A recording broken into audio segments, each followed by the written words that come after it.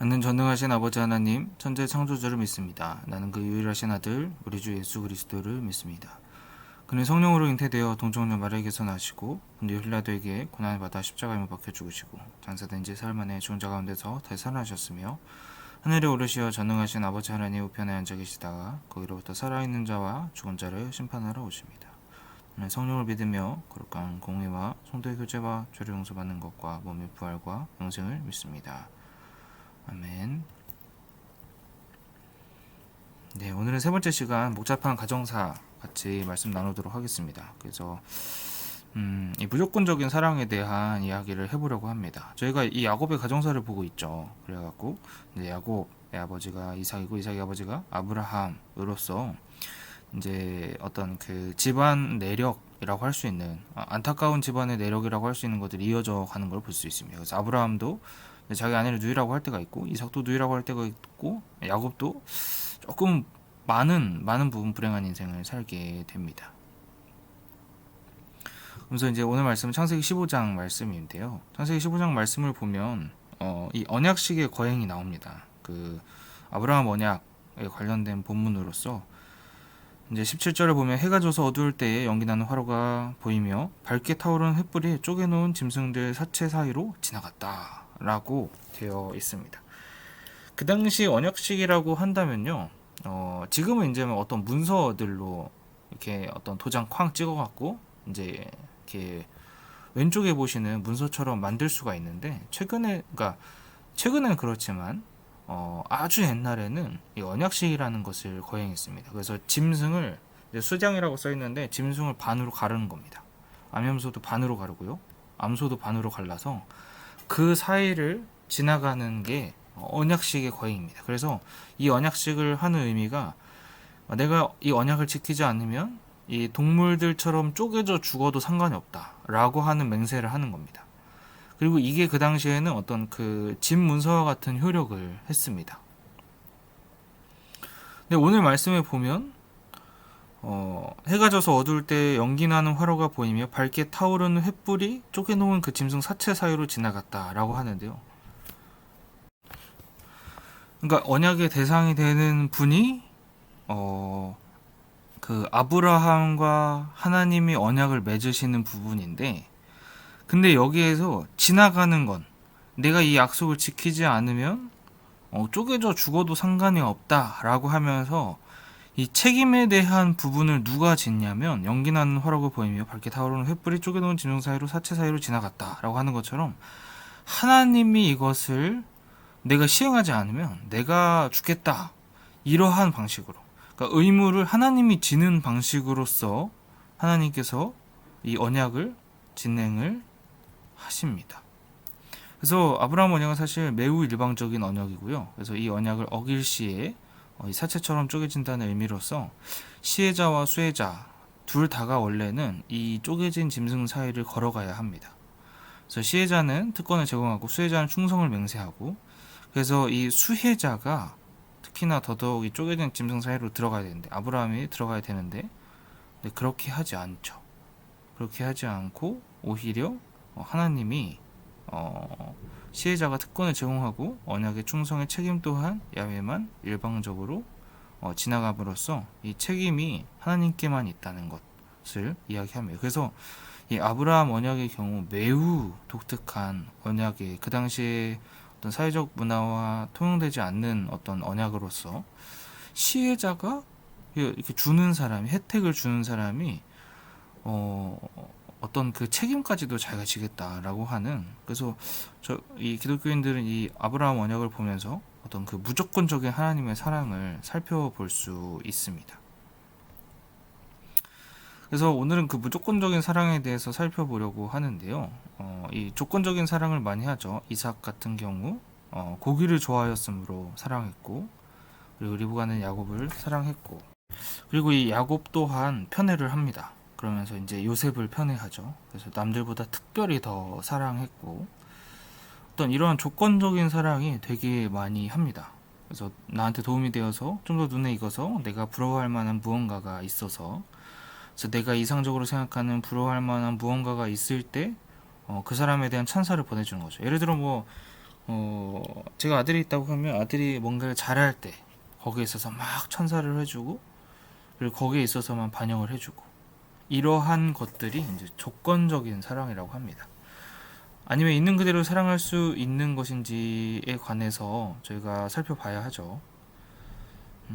예를 들어서 이제 그 어린 시절에 있어서 그 예를 제가 들었던 얘기를 하면은, 어린 시절에 이제 그 부모님께 장래희망을 가지고 부모님한테 갔는데 부모님 막 뭐라고 했다는 거예요. 아니 내가 너를 지금 뭐 이 직업 이거지, 이 직업 하려고 내가 너를 이렇게 키운 줄 아냐고 막 뭐라고 하면서 이제 자기 어린 시절에 얘기했던 그 병사가 있었는데, 근데 어떤 그런 것들이 전형적인 나한테 부러워할 만한 것이 있어서, 내가 좋아하는 무엇이 있어서 해주는 조건적인 사랑입니다. 대표적으로는 그런 것 같아요. 저 사람 왜 저렇게 살아? 저런 거 안 해? 그리스도인이 왜 저렇게 살아? 그러니까 또 이런 부분들. 물론 어떻게 보면 이 말을 저희가 할 수도 있지만, 그렇지만 이러한 태도들은 전형적인 조건적인 사랑이라고 할 수가 있습니다. 영상을 보겠습니다.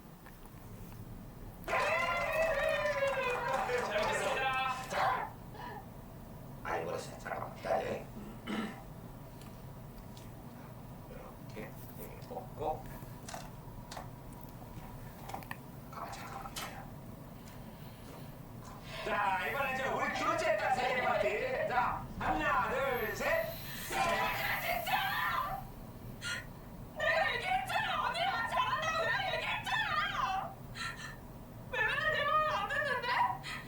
내가 언니랑 생일하기 싫다고 엄마랑 아빠한테 얘기했잖아.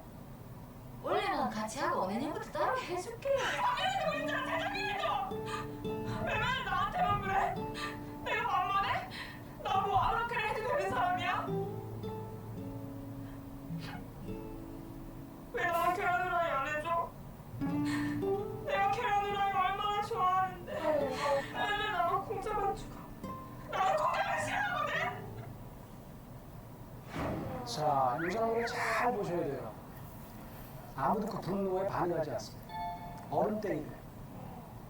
여기서 만약 아빠가 이라 너 이렇게 키워놨더니 이제 와서 뭐 네가 공부를 잘해 뭘 잘해 말이지, 응?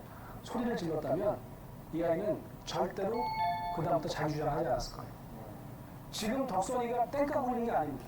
화만 내는 게 아니에요. 얘가 처음에 자기 주장을 합니다. 나도 걔를 왜 좋아하거든. 그 얘기를 하고 있어요.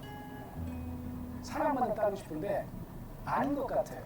그럼 내가 되게 비참하겠죠. 되게 부족하게 느끼겠죠. 근데 이 감정을 드러낼 수도 없어요. 드러내면 어떨 것 같으냐면 거부될 것 같아요. 너 공부도 못하는 게 수용되지 않을 것 같아요. 그럼 못 드러내는 거예요. 덕선이가 아주 제대로 마음먹고 드러내는 거예요. 그래서 아주 안전하게 드러내는 그런 환경이 아니면 못 드러내는 게 온고파 감정이에요. 자, 어떻게 이 온고파 감정을 자연스럽게 이제는 끌어낼 수 있게 되었을까? 덕선이는 이 장면을 한번 보시죠.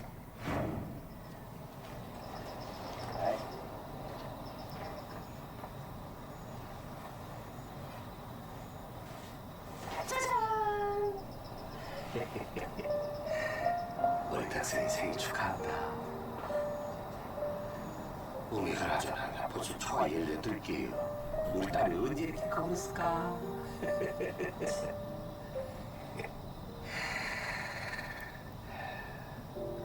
아빠 미안하다. 잘 몰라서 그래. 이 아빠도 태어날 때부터 아빠가 아니잖아. 아빠도 아빠가 처음이기. 그렇게 우리 딸 조카 봐줘.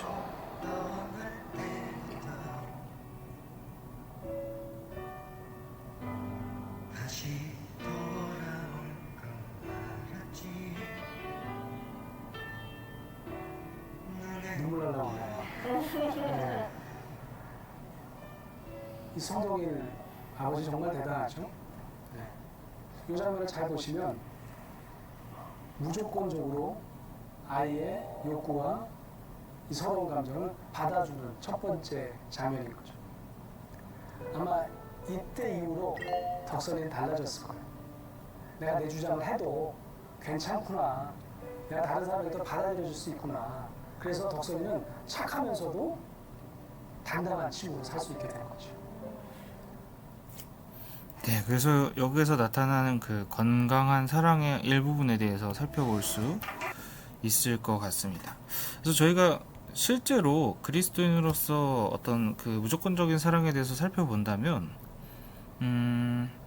이제 세 가지를 이야기하는 것 같습니다. 주로 이야기를 하면은 욕구를 신속하게 읽고 정확하게 반영해 주는 것.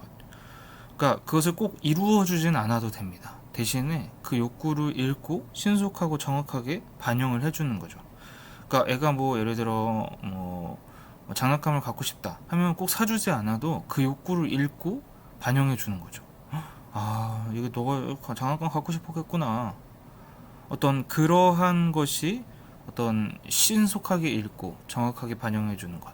그러니까 뭐 예를 들어 이렇게 뭔가를 하다가 어떤 사람이 이제 목사님 저 이렇게 뭐 이것 청소도 해놓고 저것 청소도 해놨어요 라고 하면 제가 병사를 읽으면서 얘가 좀 이렇게 이걸 반영받고 싶구나 하면서 제가 그걸 읽고 야, 잘했어 막 이렇게 하거든요. 그런 것들처럼 이 사람에게 있어서 제 옆에 있는 사람, 누군가 옆에 있는 사람한테 이 욕구를 읽고 신속하고 정확하게 반영해 주는 것이 어떤 무조건적인 사랑에 있어서 굉장히 중요하다고 합니다. 이 버텨주기는 이제 분명히 읽어줬어요. 애가 이렇게 땡깡을 부리면서 엄마 장난감 사고 싶어요 했었을 때 그 사달라는 그 짜증, 그 어떤 그 분노를 더 이상 느끼기 싫어서 그냥 확 사주는 게 아니라 버티는 겁니다. 그냥 그 얘기 들어주면 아유 그랬구나, 그랬어, 너무 갖고 싶었어, 이거를 같이 버텨주는 겁니다. 그러면서 이 컨테이닝, 안아주기라고 하는 거는 그 감정을 이제 담아낼 만한 것으로 돌려주는 거. 어유 그랬어요, 아유 많이 사고 싶었겠다, 근데 어쩌지, 집에 장난감이 많은 것 같기도 하고, 이러면서 어떤 온건한 것으로 막 이렇게 서운하고 섭섭한 이 감정을 이렇게 돌려주는 거예요. 그래서 건강한 어른이 아주 무조건적인 사랑을 줄 수 있는 중요한 방법 중에 하나인 것 같습니다. 그래서 저희가 그리스도인으로서 이제 이 그 야곱의 가정을 보면서 어떤 조건적인 사랑을 잘 보고 있는데, 그에 따르는 아주 건강한 욕구를 읽고 신속하고 정확하게 반영해주면서도 버텨주기도 하고 이 안아주기도 하는 그 관계들을 통해서 저희가 더 어른으로서 어떤 건강한 사랑을 저희 수많은 옆에 있는 사람들에게 우선은 가까운 사람들에게 먼저 해주고, 또 그 어떤 친밀한 관계도 느끼고 하면서 하나님이 주시는 고자 하는 그 푸짐한 관계들을 저희가 누렸으면 좋겠습니다. 주기도문 마치겠습니다. 하늘에 계신 우리 아버지, 아버지의 이름을 거룩하게 하시며 아버지의 나라가 오게 하시며 아버지의 뜻이 하늘에서 같이 땅에서도 이루어지게 하소서. 오늘 우리에게 일용할 양식을 주시고 그리고 우리에게 잘못한 사람을 용서하여 주시고 것 같이 우리 죄를 용서하여 주시고 우리를 시험에 빠지지 않게 하시고 악에서 구하소서. 나라와 권능과 영광이 영원히 아버지의 것입니다. 아멘.